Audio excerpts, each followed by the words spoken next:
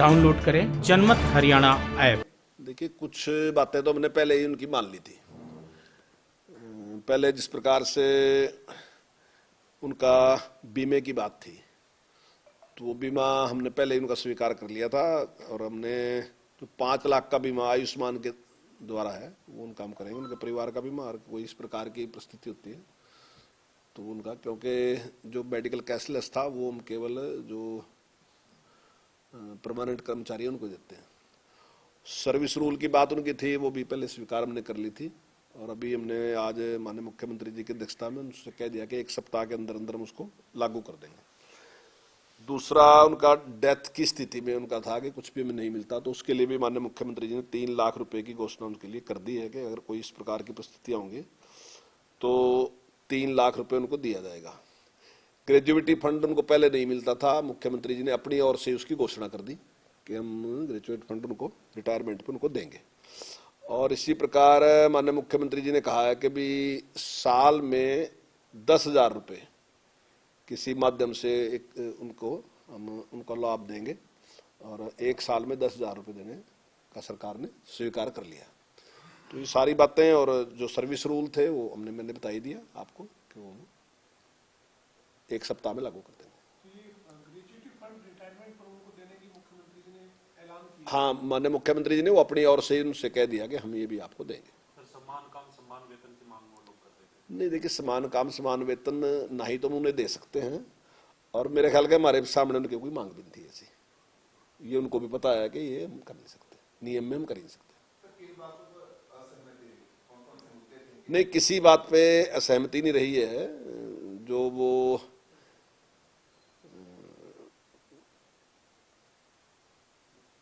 Basic पे की जो बात उन्होंने कही थी कि हमें बेसिक पे मिलनी चाहिए, तो माननीय मुख्यमंत्री जी ने उनसे कहा कि नियम के अनुसार बेसिक पे हम आपको दे नहीं सकते, और उस बात पे उनकी सहमति हो गई।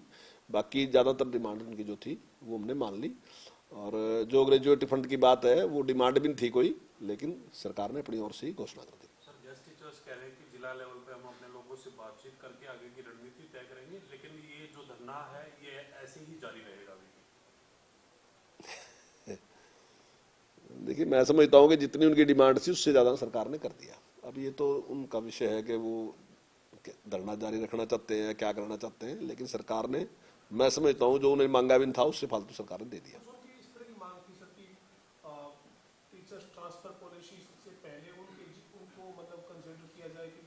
नहीं, वो नियम अनुसार, देखिए, वो उनका मानना ये था कि उनके जो पद हैं उनको रिक्त ना माना जाए। तो वास्तविकता में ऐसा कर ही नहीं सकते, क्योंकि ये नियम अनुसार जो थी बात सही नहीं थी। लेकिन जैसे ही ट्रांसफर होंगी, मैं समझता हूँ लगभग उनको उनकी इच्छा अनुसार, जैसे वो जहाँ वो चाहते हैं, तो लगभग वो ट्रांसफर उस प्रकार से हो जाएंगी ज्यादातर की। एक मांग उनकी ये भी थी सर कि ड्यूटी लगाने के बारे में जो वो मांग कर रहे थे कि आम जो टीचर है उनकी तरह उनकी तर्ज पर उनकी भी ड्यूटियां लगाई जाए, क्योंकि सरकार उनकी ड्यूटियां नहीं लगाती। देखिए, वहाँ इस प्रकार की कोई बात नहीं हुई, उस पर विचार कर लेंगे अगर कोई इस प्रकार की बात हो। हाँ, वो जो जो सर्विस रूल है उसमें उनको हमने जो उनकी डिमांड थी उनको मान लिया, और सर्विस रूल में वो सारी ऐड कर दी हमने। जैसे 20 छुट्टियों की बात थी उनकी, मातृत्व अवकाश था या अन्य और कोई इस प्रकार की बातें थी, वो सर्विस रूल में उन्होंने शामिल कर ली। नहीं, जैसे मैंने कहा कि 1 सप्ताह के अंदर इसको लागू कर देंगे।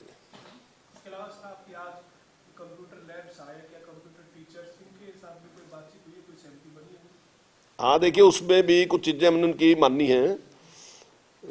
एक तो मातृत्व अवकाश की बात थी, और एक कैजुअल लीव, ये भी हमने उनका स्वीकार कर लिया। कुछ और भी है उनकी डिमांड जो हमने स्वीकार की। जल्दी में अगली बार अगर आ पाएंगे तो मैं उसको डिटेल से आपको सारी बात बता दूंगा उसके बारे में। नहीं, ये 10,000 रुपये जो साल हम देंगे, तो ये बढ़ोतरी है। 10,000 रुपये साल में देंगे, लगभग मैं समझता हूँ कि 800 रुपये महीना, 850 रुपये महीना, तो ये है ही, बड़े ही है उनका। और दूसरा, एक जो हमारे ड्राइंग टीचर और पीटीआई है, तो उनका ये था कि जो पोर्टल पे उन्हें जाना था, तो पोर्टल पे जाने के समय उनको जो उनकी इनकम थी वो बाधा थी। तो इसमें आज माननीय मुख्यमंत्री जी ने कह दिया कि एक्सपीरियंस जिनका है उसका आधार मान के उनकी जो आय है उसमें हम छूट दे देंगे, जो इनकम है उसको नहीं इसमें जोड़ेंगे और उनको छूट दे देंगे ताकि वो उस पर अप्लाई कर सकें। नहीं, जो अभी हमने ये पोर्टल बनाया है, अभी जो कौशल विकास निगम जो हमने बनाया है उस पे वो अपने को दर्ज करा सकते हैं, अपना नाम दर्ज करा सकते हैं और जिस प्रकार का कोई भी काम होगा तो उसमें उनको रखेंगे। देखिए, उनका प्रमोशन का केस था, काफी टाइम से रुका हुआ था और आज सारी बातचीत उसके बारे में होगी और जल्दी एक जो बैठक होगी तो उस पर हम विचार कर रहे हैं, जल्दी प्रमोशन करेंगे। संस्कृत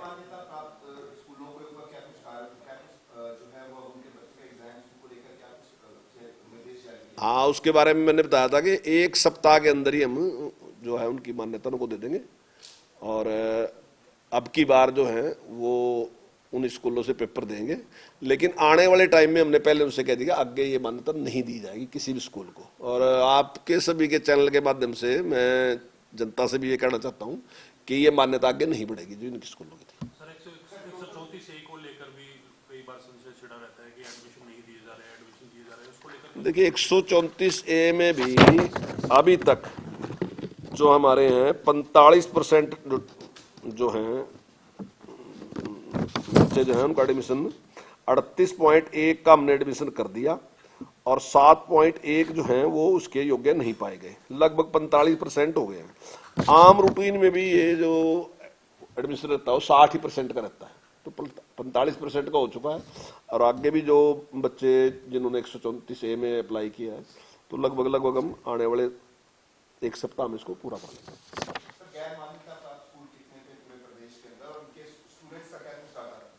नहीं, ये एग्जैक्ट डाटा मेरे पास नहीं है, लगभग 2000 के आसपास स्कूल हैं मेरे ख्याल से ये, और काफ़ी बड़ी संख्या में बच्चे हैं।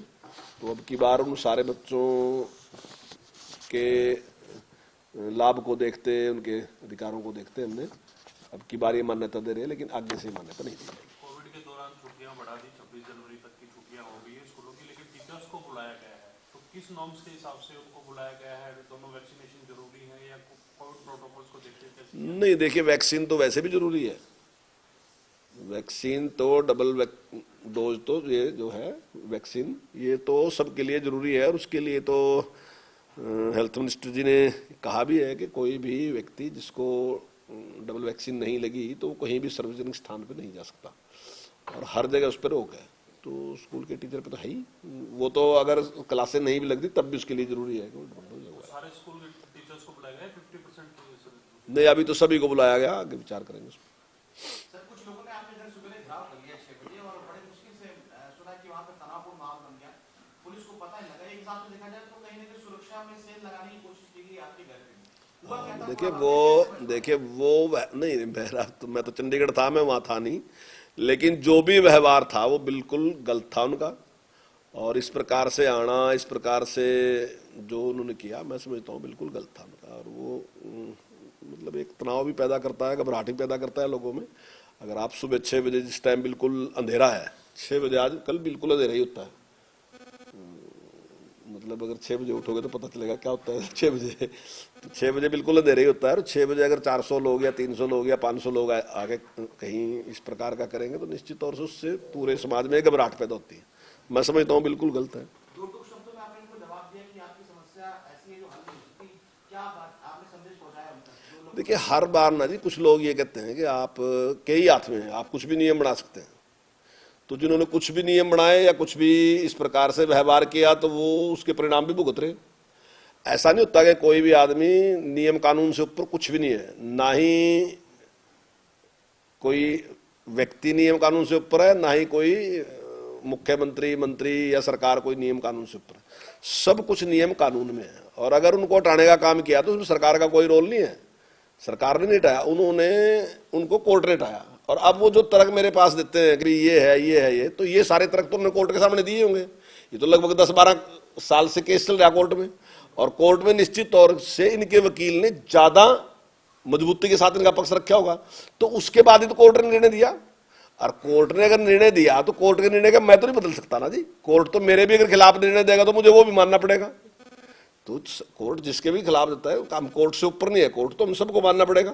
और अगर ये कहोगे भाई आप कोर्ट कुछ भी कहता रहे, या ये कहोगे ये न्याय नहीं हुआ, ठीक है फैसला हो यहाँ पर न्याय नहीं, अभी ये तो अलग अलग भाषा है ना उनकी, वो जो कह रहे।